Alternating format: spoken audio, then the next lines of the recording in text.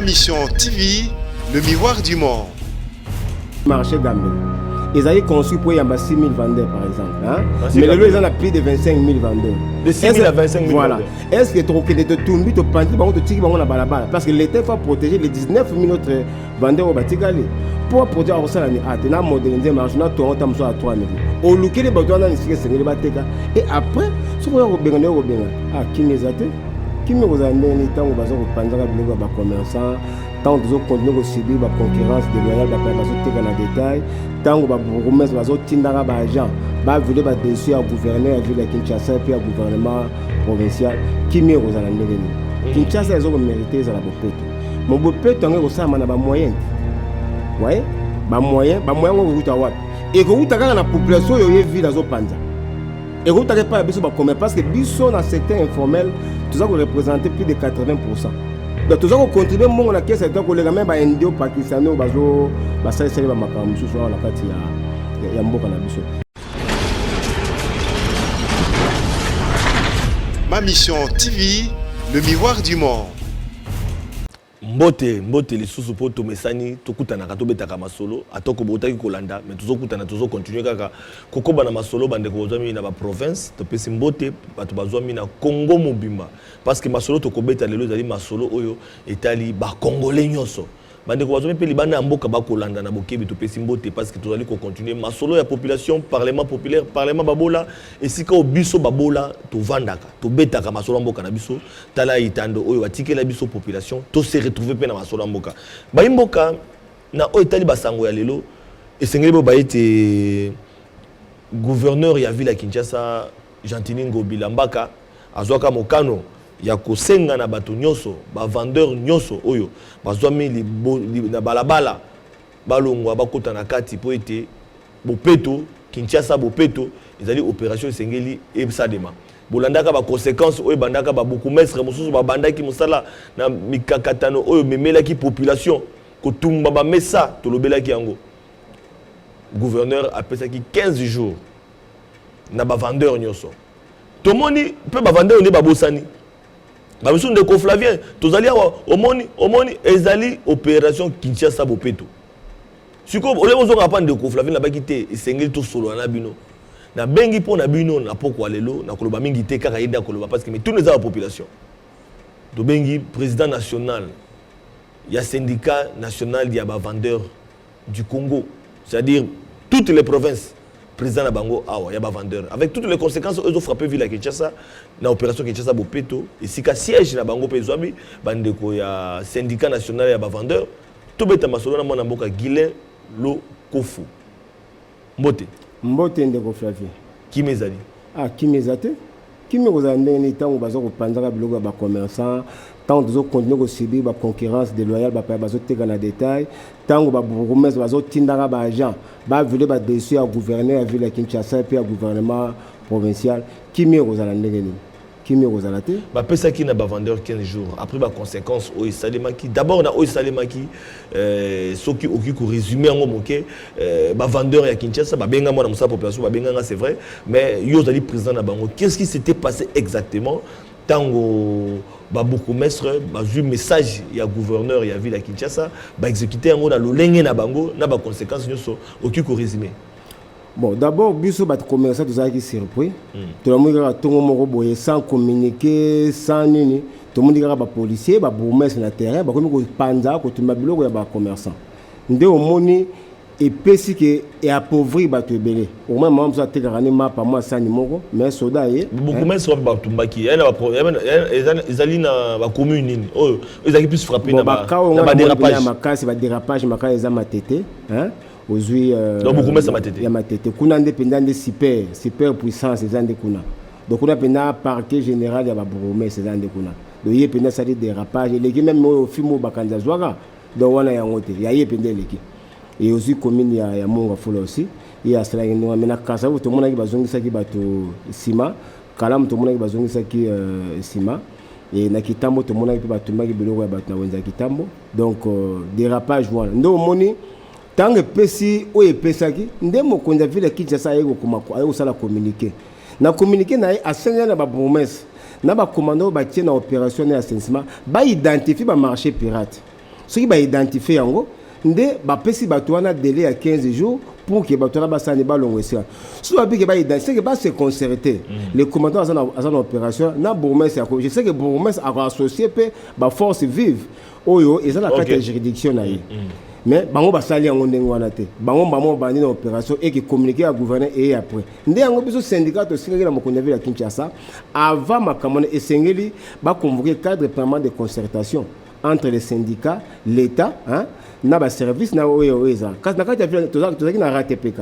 tozapi na FONAC musana ngo ezani FONAC Fonds National ya Assainissement ya Kinshasa so ezwaka mbongo na ba marché ça na musani bateki bafuta la taxe rémunératoire et ça la musani du lokola ya yesika makambo biso tozolo ba yebu gouverneur ayebi yango te balukaka bo continuer makambo mususu mayele mususu sengi bazwange pa biso population ndena kati alors yo dali président national ba vendeur alors président national ya ba vendeur tozoka yo nde mayele mususu bakozwa yango nde pa na biso na kati ya cadre permanent de concertation entre les syndicats et les autorités urbaines. Dans l'hôtel de ville, c'est ça que nous comprenons bien. L'hôtel de ville à Kinshasa, ils ont un cadre permanent de concertation entre Yemokonzi et la ville à Kinshasa, les syndicats, il y a des vendeurs. Donc avant de décision, moi, ça, les mabinous, il faut que ça non, normalement, il faut se concerter pour que les gens aient. On appelle cet exemple le marché Gambel.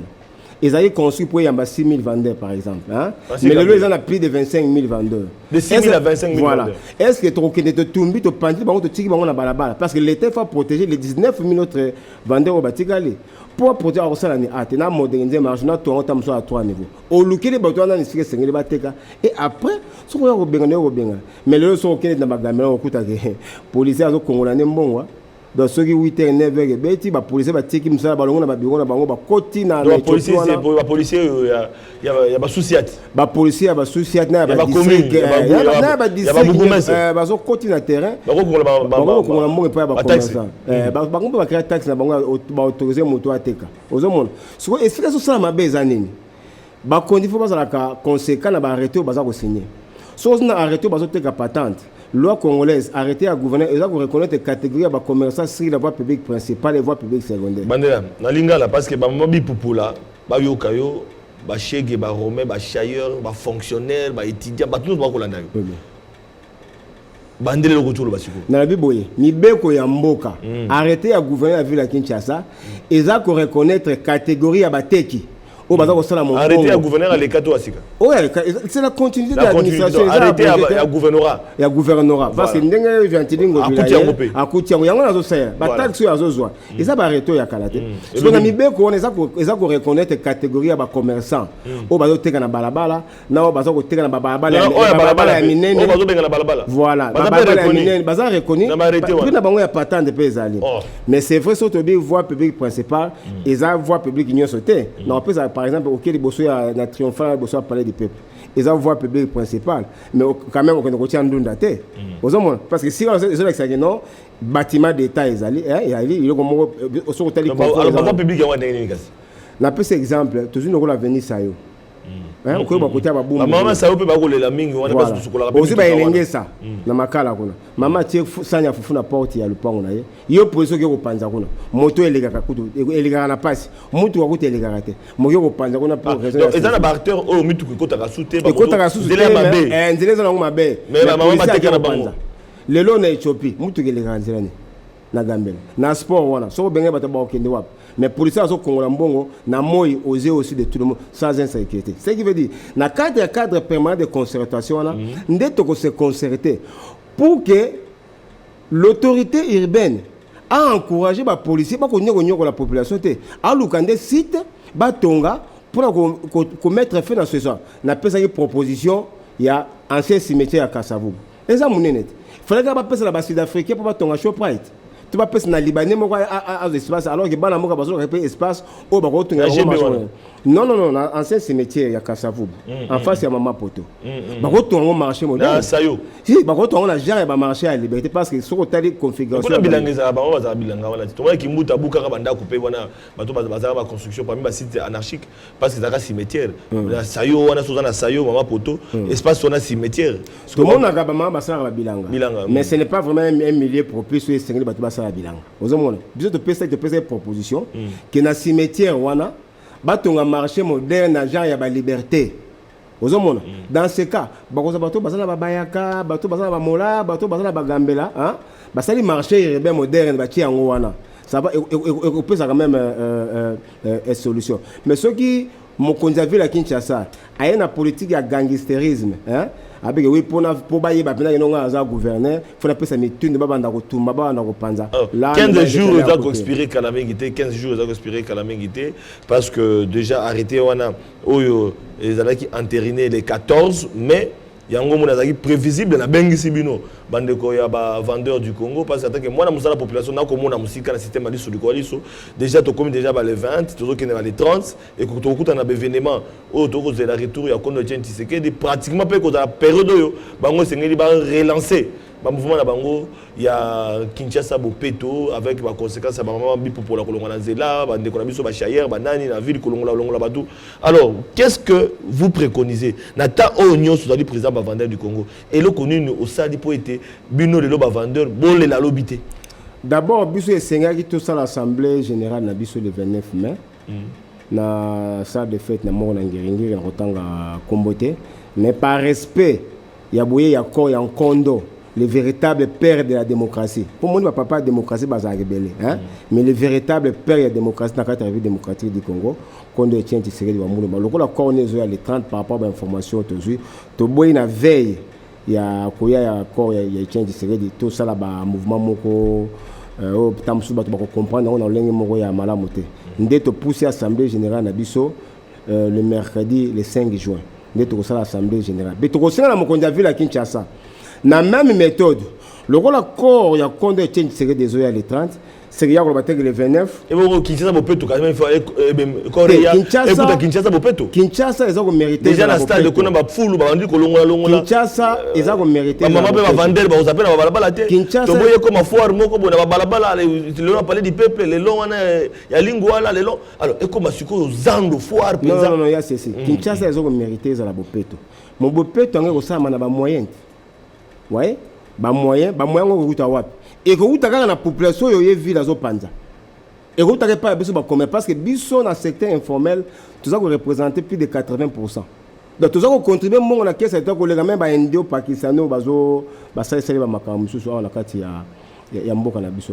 Nda biso to lobby le rôle encore en compte c'est-à-dire et c'est le gouvernement ça na ba moyen. Mais ba moyen ba mongo biso ça ko futa. O to futa ba mpaku.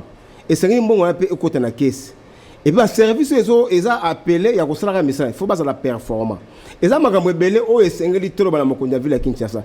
Tant que nous avons étendu que la bisoté, mais dans le cadre permanent de concertation, ils ont insisté à convoquer un Lombango et que ça très très important et puis que ça bénéfique pour la ville. Parce que tout le monde a Fona Gezali, dans le bac, il y a des bandeliers, raté Pécanet, tout ce qui est raté Koufa. Mais ça, il y a un assainissement à la ville.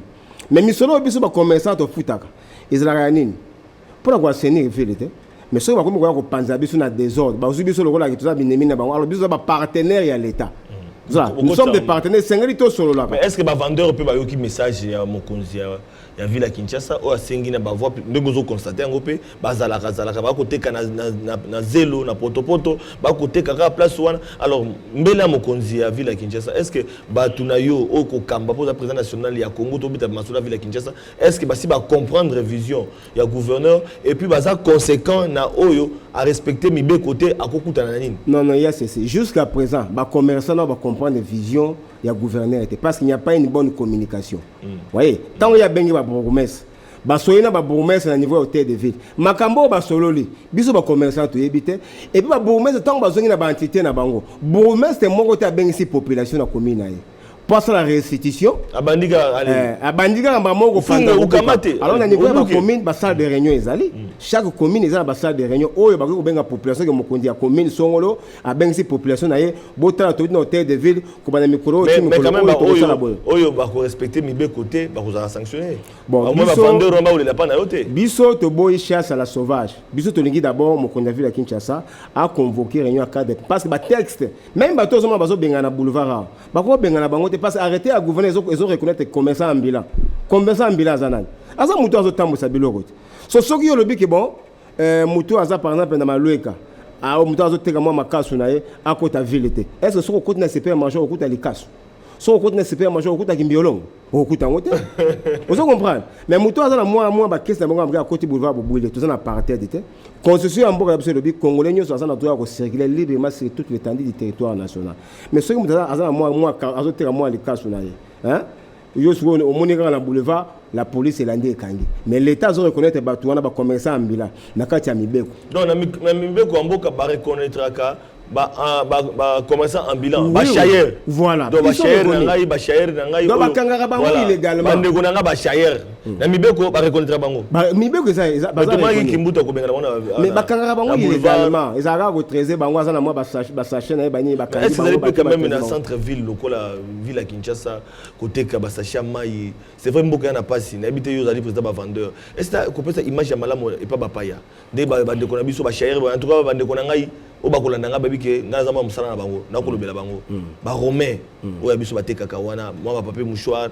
moi ba jus na boulevard 30 juin boulevard na bien on peut que ça monte teka papier mouchoir ndeni na pese exemple il arrive des fois tant monsieur aux tambour ezana bato musu ba utiliser ba mouchoir ya nini ya tisité hein mais azana kati ya mutuka mo ya biso ba chofa isunga biso ba chofa isunga binoti azana boulevard moi j'y moi ko tapena na supermarché a été ils sont reconnus dans la loi donc l'état zo ba mesure moko na sens ba futa pe mo pa ko na bango ba futa pe patente ah voilà soki ba futa pas les appels na prix la bango ils sont reconnus et ba biloko nyoso il faut un cadre permanent il faut qu'il y ait un cadre permanent pour to bimisa biloko nyoso to parce que na secteur commerce makambo belé donc mo connait vu la Kinshasa makambo ya touché ezako te moké parce que na secteur commerce ti lelo ba bourgmestre so bazali wana bazo respecter mibeko mboka te ba bourgmestre parce que bango nde bazo pesa ba paya ba autorisation d'ouverture pour basa la commerce à détail pour basa la petit commerce eza bango nde bazo créer ba recensement illégal na niveau ya ba commune donc na mboka na biso même ba paya ba indo pakistanais to comme na suka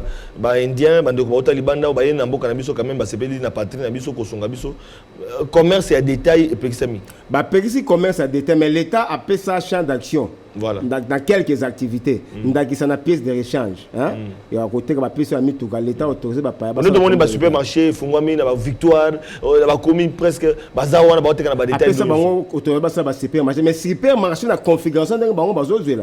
Et ça n'était pas par supermarché. Les supermarchés, on a reçu ma boule à fouiller à 300 francs.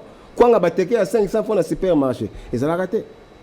Mais ils ont la paix, ils ont la super aux UP, ils ont bopé tout moi pour non restaurant un restaurant supermarché très bien supermarché donc c'est pour makamunyo so toujours le bas biso Sénégal sur vendeur du Congo to lengeli assemblée générale le 5 juin et tout ça na kabaka tana ya marche to ba na marché bayaka le 19 juin marche pour na ba revendication na biso to kotaka mémorandum depuis le 2 février oui tout ça na marche le 19 juin to ba na marché bayaka tina cité Union africaine pour que mokonzi mboka asani bazwa solution na ba revendication na biso na yebisa que on négocie to robeta ba revendication la prochaine émission na émission je passe le l'autre on va vendre la maison makambo mais le 19 tu yebisa na bateki voilà tu yebiki bon marché boutique et kofunga maté to ko sala marché donc on paralyser ville bato balia donc bato ba koteka te boutique ozala ya kokangama le 19 juin mais est-ce que manque à gagner moi on a manque à gagner pour na ba vendeur pour na vendeur et puis ils ont des conséquences sur le plan social le peuple d'abord c'est ça peuple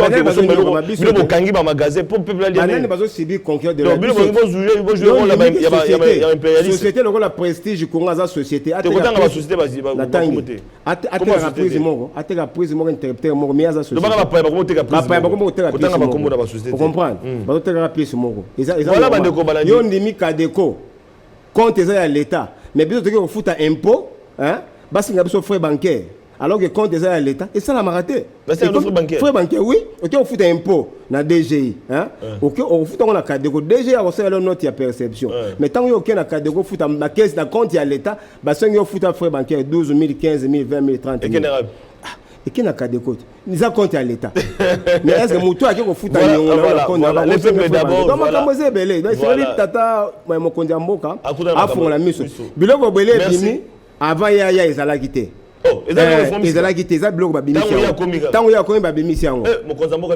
yango vraiment yango tokobeta voilà bandeko balandi voilà émission population comme la suka yango nalobaki importance émission na biso bandeko balandi ezali mpona koéduquer mpe masse population bakolanda biso ezali mpe mpona kopesa information na bakambi ya mboka po ete le peuple d'abord population aza mpe na mbela na ye cadre na ya solo la yango émission à population de topesani ko solo la na bino voilà moi na musala population a sukisi lelo plénière lelo suki tout un lobby na plénière à sika pour to beta masolo ya mboka poko lema na bota na bino matondo mingi.